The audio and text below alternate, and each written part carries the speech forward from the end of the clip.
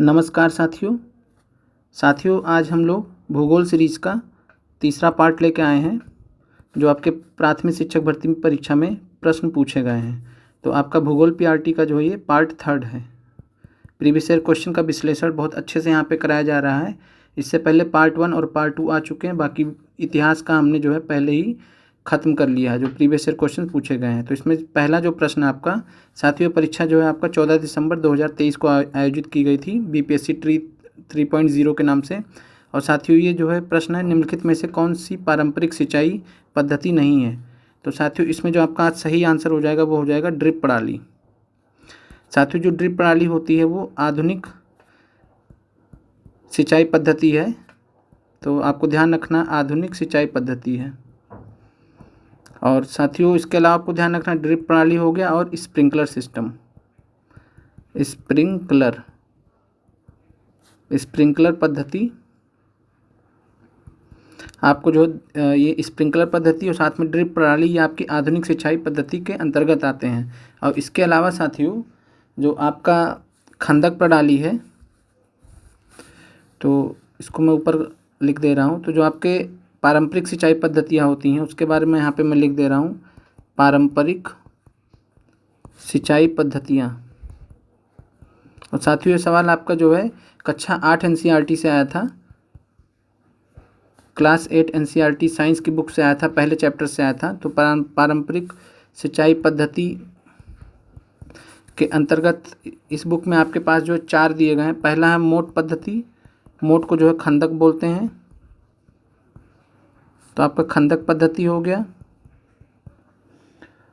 और साथियों दूसरा इसमें जो आपका हो गया चेन पंप पद्धति या प्रणाली।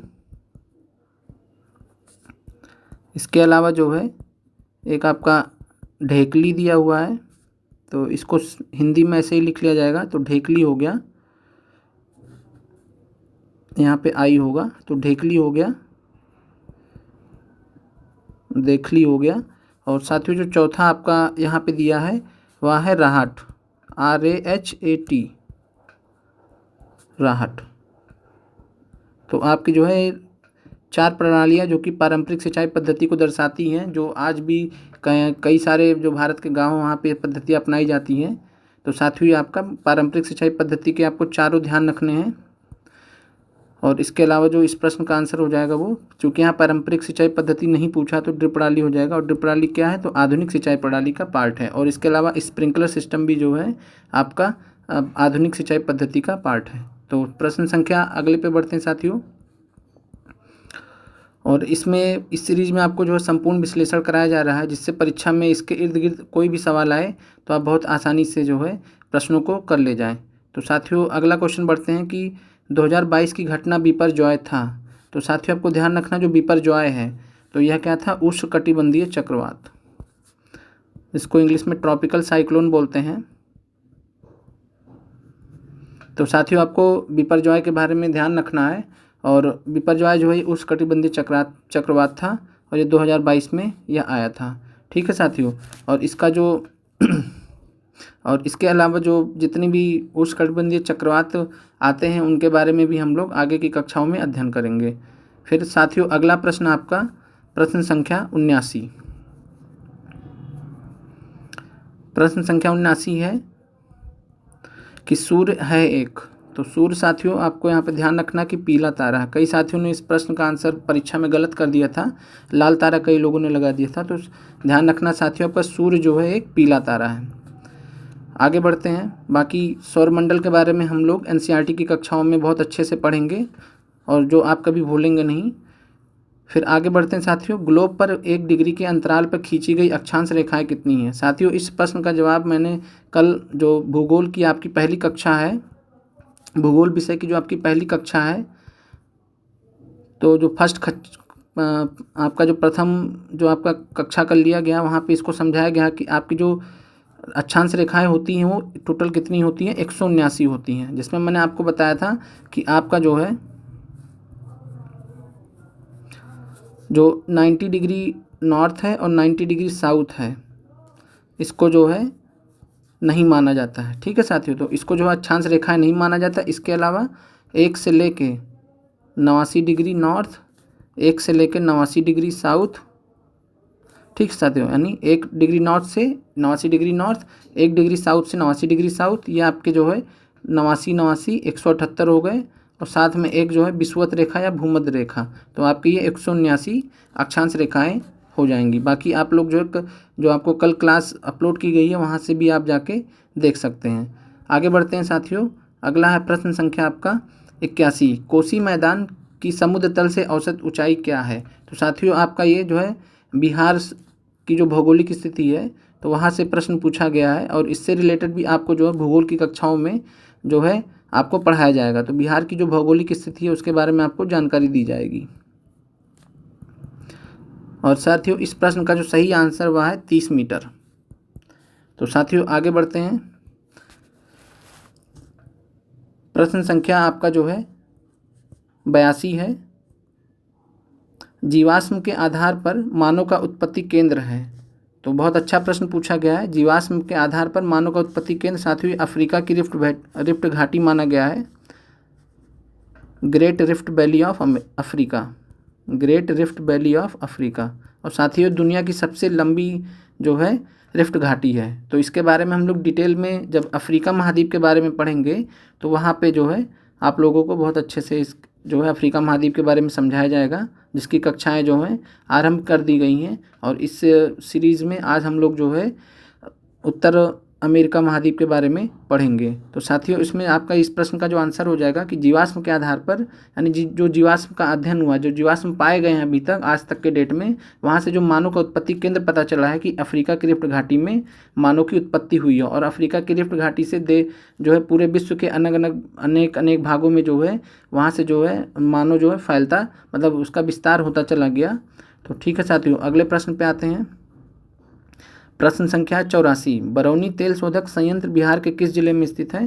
तो साथियों ये आपका बिहार स्पेशल से प्रश्न पूछा गया है। इससे मिलते जुलते प्रश्न आपको जो है करा दिए जाएंगे परीक्षा के लिए। और बरौनी तेल शोधक संयंत्र बिहार आपका ये बेगूसराय में हो जाएगा। बाकी साथियों आगे बढ़ते हैं। तो प्रश्न संख्या आपका 85 है, टेहरी बांध परियोजना संबंधित है। तो साथियों आपको जो है इस प्रश्न का जो सही आंसर है वह है संभववादी विचारधारा से। ठीक है साथियों, तो जो टेहरी बांध परियोजना है आपको इसके बारे में ध्यान रखना, भारत का सबसे लंबा बांध है। और साथियों यह जो है भागीरथी और भीलांगना पूछ सकता है, भागीरथी और भीलांगना नदियों के संगम पे बना है, या भागीरथी नदी के ऊपर यह जो है बांध स्थापित किया गया है। और साथियों चूंकि ये भारत का सबसे लंबा बांध है और इतने लंबे बांध को बनाने के लिए जो है संभववादी विचारधारा ही जो है काम में आ सकती है। तो इसलिए जो है यह जो है टेहरी बांध परियोजना से संबंधित हो जाएगा। फिर आगे बढ़ते हैं। फिर है कि निम्नलिखित में से कौन सी उड़ीसा की स्थानांतरणशील कृषि है। तो साथियों इस प्रश्न का जो आपका सही आंसर हो जाएगा वह हो जाएगा पोदू। ठीक है साथियों, पोडू या पोदू ये आपका जो है उड़ीसा में जो है स्थानांतरणशील कृषि का एक प्रकार है। ठीक है साथियों, और पेंडा जो है यह आपका आंध्र प्रदेश में है। पेंडा स्थानांतरणशील कृषि कहाँ पे प्रयोग में लाई जाती है, तो आंध्र प्रदेश में। और बेवर जो है साथियों आपका ये मध्य प्रदेश में। साथियों ये सारे प्रश्न जो आपके SCERT NCERT में मिल जाएंगे, जिनको डिटेल में आप लोगों को कक्षाएं जल्द ही ली जाएंगी। आगे बढ़ते हैं साथियों। प्रश्न संख्या आपका है 87, बलूचिस्तान में चलवासी का तंबू कहलाता है। तो साथियों आपको इस प्रश्न का जो सही जवाब है कि बलूचिस्तान में जो चलवासी होते हैं उनका जो तंबू कहलाता है उसको जो है किजसी नाम से जाना जाता है। और साथियों यहाँ पे जो चिलवासी होते हैं, जो मतलब वहाँ पे जो ट्राइब्स वगैरह रहते हैं तो उनके बारे में पूछा, या फिर वहाँ पे जो लोग रहते हैं जो तंबू वगैरह प्रयोग में लाते हैं तो उसको जो है किसी नाम से। बाकी साथियों इसके अलावा आपको जो क्लूफ है, तो क्लूफ आपको ध्यान रखना है। ये क्लूफ जो स्ट्रक्चर्स हैं, जो क्लूफ संरचनाएं पाई जाती हैं, ये जो है आपकी दक्षिण अफ्रीका में पाई जाती हैं। अगर अगली बार प्रश्न में पूछे तो आपको ध्यान रखना क्लूफ संरचनाएं जो है दक्षिण अफ्रीका में, और क्लांग साथियों जो है यह आपका थाईलैंड से संबंधित है। थाईलैंड में जो है इसका प्रयोग किया जाता है। और साथियों इसके अलावा अगले प्रश्न पे आगे बढ़ते हैं।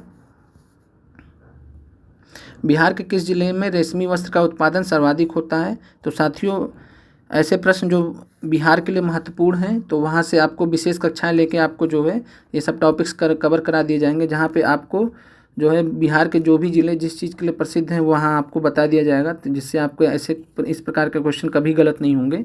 तो इस प्रश्न का जो सही आंसर वो भागलपुर हो जाएगा। और साथियों भागलपुर को जो है सिल्क सिटी ऑफ बिहार कहा जाता है, सिल्क सिटी ऑफ बिहार कहा जाता है। बाकी डिटेल में हम लोग आगे की कक्षाओं में पढ़ेंगे। फिर साथियों अगला प्रश्न है कि जनसंख्या घटने से मानव भूमि अनुपात। तो साथियों जब भी जनसंख्या घटेगी, पहले से जनसंख्या घट जाएगी, तो जो आपका मानव भूमि अनुपात हो जाएगा वो क्या हो जाएगा? बढ़ जाएगा। तो आपको ये ध्यान रखना है। फिर आगे बढ़ते हैं। और साथियों स्थिर तो किसी केस में नहीं रहेगा, मतलब स्थिर इस केस में नहीं रहेगा, बाकी जो है ये बढ़ जाएगा। फिर अगला है प्रश्न संख्या 90, बिहार के किस जिले में मक्का का उत्पादन सर्वाधिक होता है? तो साथियों इस प्रश्न का जो आपका सही जवाब हो जाएगा वह हो जाएगा मुजफ्फरपुर। और साथियों इसके अलावा जो आपको ध्यान रखना है कि अगर गेहूं धान की बात करें,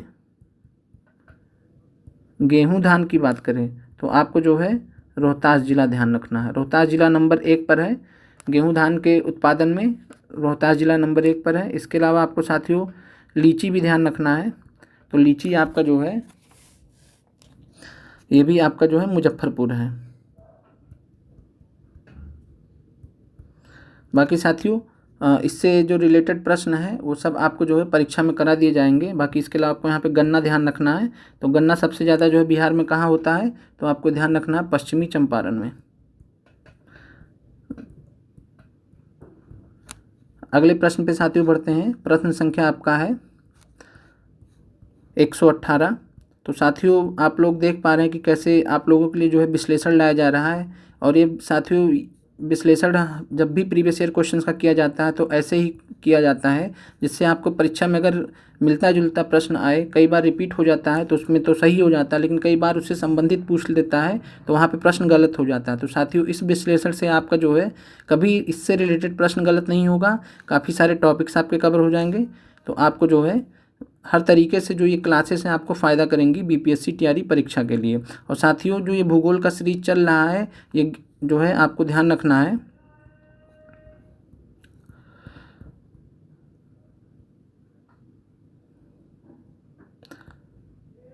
यहाँ पे मैं प्रश्न देख ले रहा हूँ 118।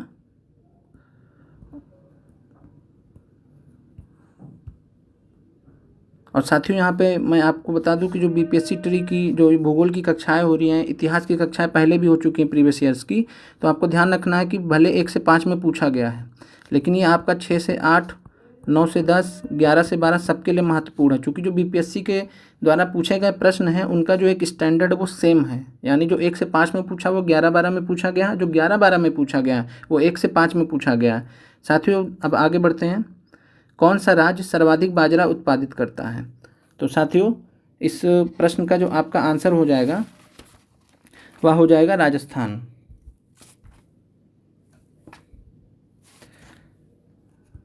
और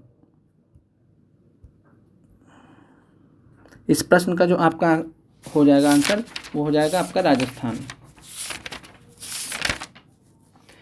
और साथियों इसके अलावा जो है आपकी जानकारी के लिए बता दूं, अगली बार हो सकता है प्रश्न आ ही जाए, तो रागी, आपको रागी ध्यान रखना है जिसको फिंगर मिलेट कहते हैं।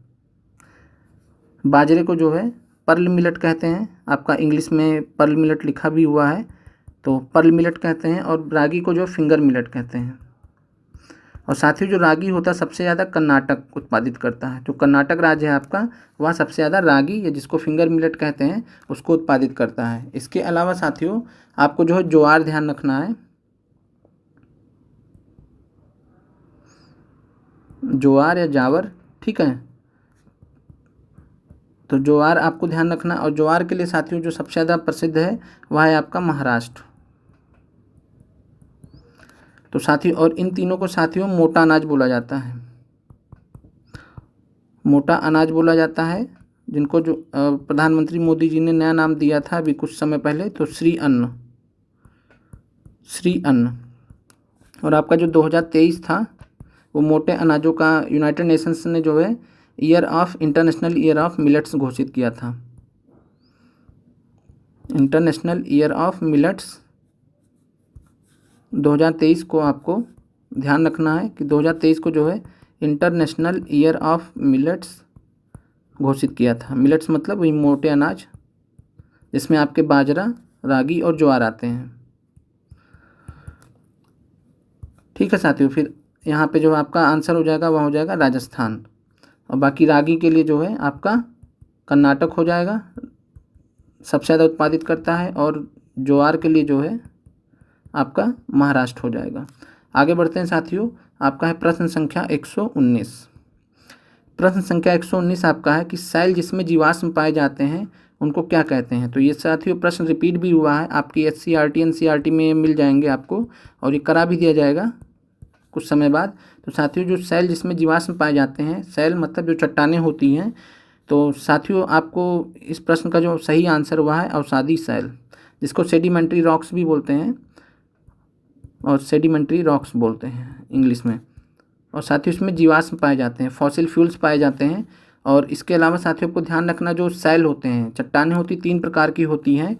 जो पहला होता है वो आग्नेय सेल होता है, दूसरा आपका कायांतरित सेल होता है, और तीसरा आपका जो है अवसादी सेल होता है। और साथियों इसके अलावा जो है आपको आगे की कक्षाओं में जो है सेल चक्र पढ़ाया जाएगा, जिसको रॉक साइकिल कहते हैं। और वहाँ पे आप देखेंगे कि कैसे जो है ये आग्नेय चट्टान कायांतरित में बदल रही है, ठीक है साथियों, और अवसादी जो है कायांतरित में बदल रही है, या आग्नेय जो है अवसादी में बदल रही है। तो ऐसे जो चक्र होता है उसको सेल चक्र या रॉक साइकिल बोलते हैं। और साथियों जो आग्नेय सेल होता है, इसके बारे में जो है आपको ध्यान रखना कि जब पृथ्वी के अंदर जो मैग्मा होता है, जब मैग्मा बाहर आता है तो 2 प्रकार से बाहर आता है। तो बाहर जब आता हो तो उसको लावा बोलते हैं, तो एक लावा चट्टानें होती हैं, और एक जो पृथ्वी के अंदर ही जब मैग्मा ठंडा हो जाता है तो जो है वो भी आपका आग्नेय सेल का ही 2 प्रकार होता है।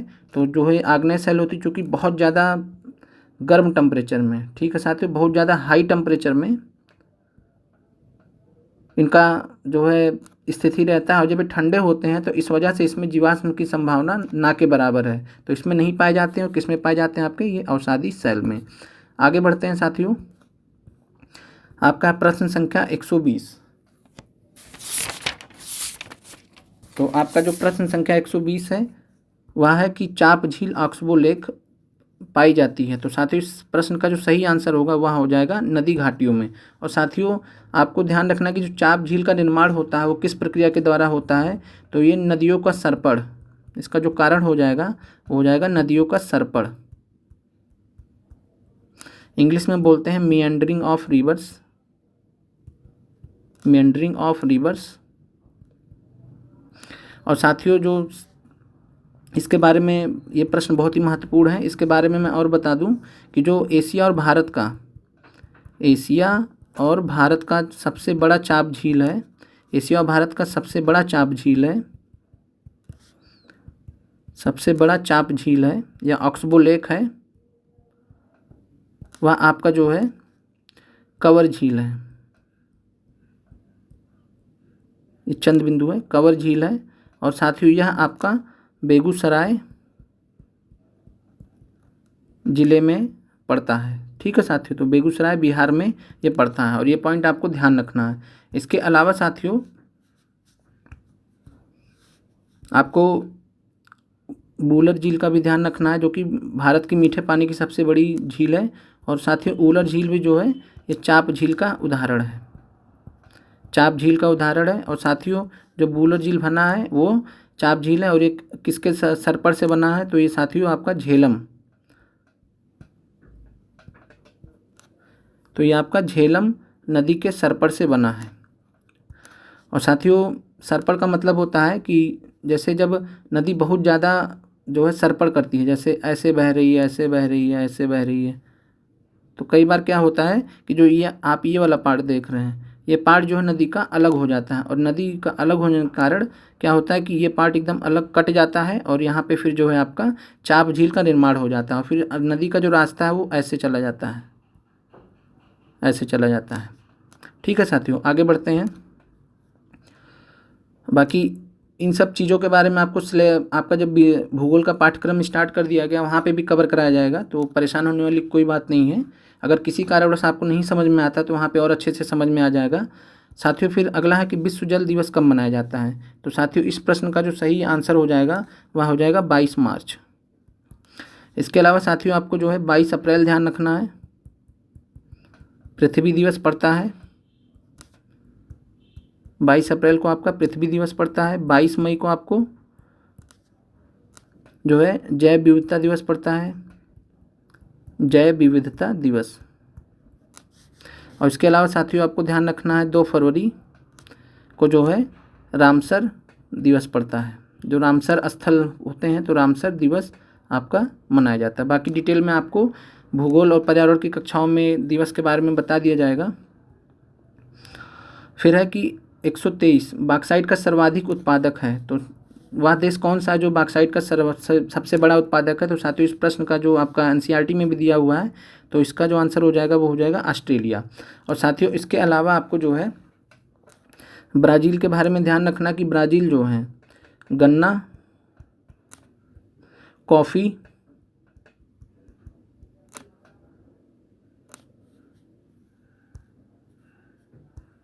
तो साथियों आपको ध्यान रखना कि ब्राज़ील जो है गन्ना, कॉफ़ी और सोयाबीन में पूरे विश्व में प्रथम स्थान पर है।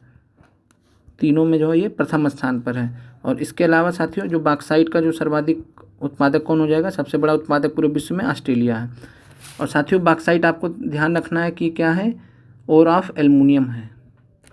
ओर को अयस्क बोलते हैं, तो ये एल्युमिनियम का अयस्क है। ठीक है साथियों, एल्युमिनियम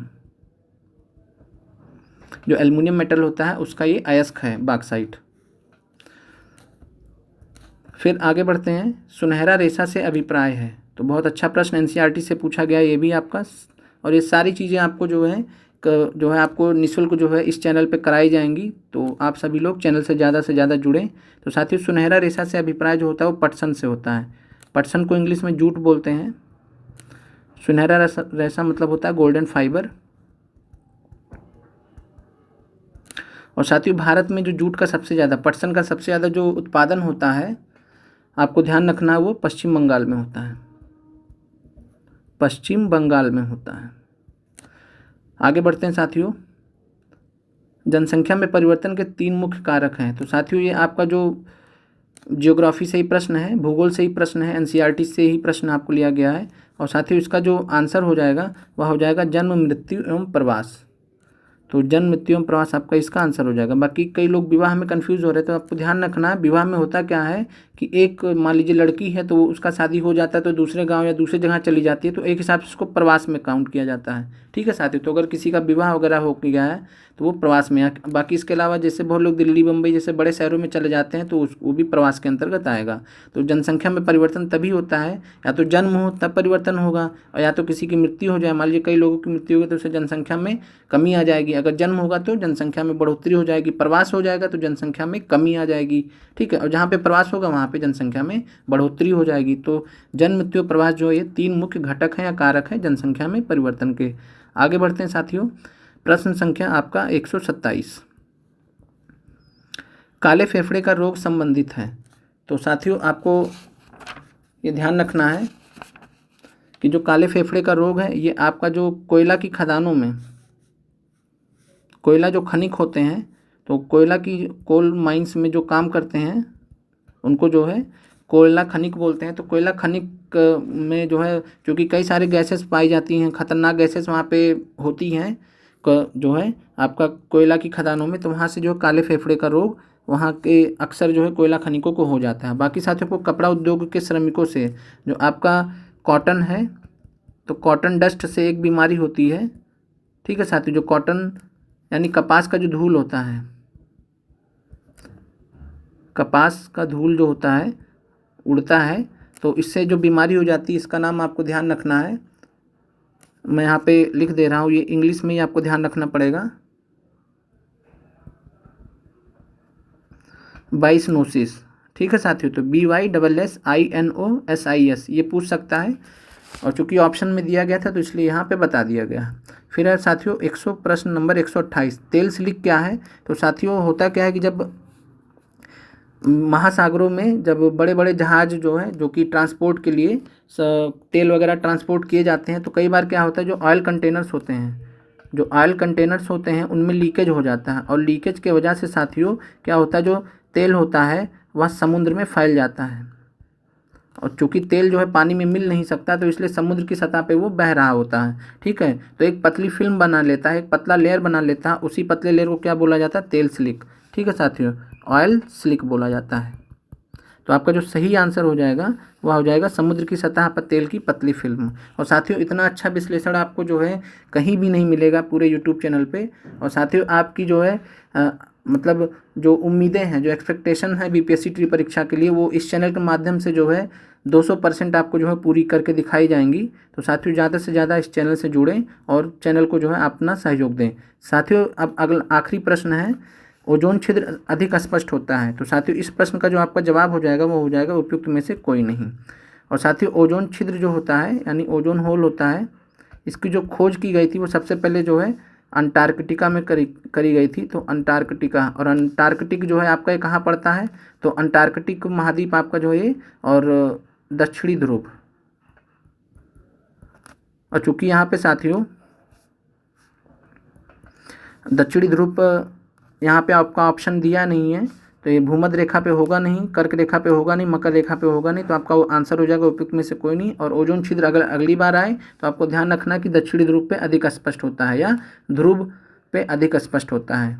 ठीक है साथियों, ये आखिरी प्रश्न था। तो साथियों फिर अगले जो है कक्षा में मिलेंगे, तब तक के लिए आप लोग पढ़ते रहिए और चैनल को ज़्यादा से ज़्यादा शेयर और सपोर्ट कीजिए। धन्यवाद साथियों।